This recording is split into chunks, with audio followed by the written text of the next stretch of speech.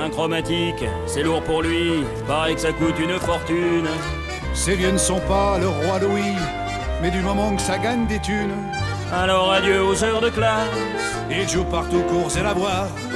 les doubles croches il les défroisse, toutes les portées sont ses devoirs. Le môme Jojo, il ira loin. Il a des doigts pour se tuer. C'est le premier matin, enfin premier jour, on va tourner sur le décor du faubourg. On croirait que c'est une vraie ville. Je me rends compte que tout derrière, c'est du bois. C'est que du bois peint et tout. Tout le monde est un peu excité, tout le monde est content, mais il ne faut pas seulement que ce soit tournable, il ne faut pas seulement avoir un beau lieu, il faut aussi savoir comment l'habiter, comment le faire habiter par des acteurs. Et voilà, et ils sont arrivés, ils jettent leurs cigarettes par terre et c'est à eux maintenant. C'est mon faubourg. Donc je suis partagé entre l'émotion, le plaisir de découvrir quand même en réalité ce qu'on a pu imaginer déjà depuis 9 mois et tout simplement 2 personnes que je vais mettre là avec des boîtes de conserve et voilà que ça donne une scène réussie.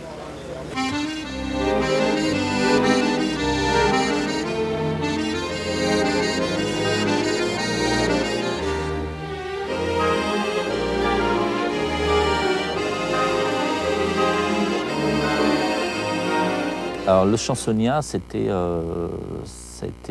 sans doute un des plus gros challenges sur ce film, parce qu'il fallait à la fois que ce soit un théâtre qui soit réaliste, c'est-à-dire qu'il faut savoir qu'à l'époque, la télé n'existait pas, donc les gens sortaient beaucoup, il y avait des théâtres partout dans Paris. Ouais, il fallait qu'à l'intérieur, la taille, le nombre de places, la largeur du cadre de scène, tout ça a été beaucoup discuté avec Christophe pour réussir à trouver la juste taille, la juste mesure pour ce théâtre. Je me suis demandé où est-ce qu'on allait tourner. On a cherché un vrai théâtre, évidemment on ne trouvait pas. J'avais vraiment envie de ces musicals à l'ancienne, ni trop grand ni trop petit, un peu vieillot, avec sa fosse d'orchestre, avec ses grands coulisses, avec ses promenoirs et ses miroirs de fond de salle qui nous réfléchissent le public. Et il n'y avait pas d'autre solution pour pouvoir faire des plans ambitieux, avec des grues, avec des dispositifs de caméra. Je crois qu'il n'y avait aucune autre possibilité que de le construire. Je fais un truc que personne ne verra.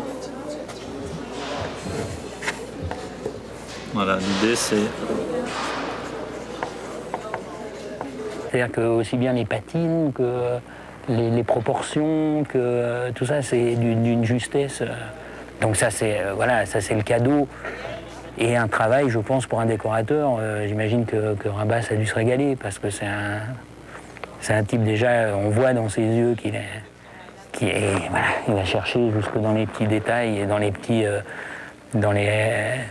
mots marqués dans les coulisses, tout ça, mais c'est sublimement bien fait et c'est beau.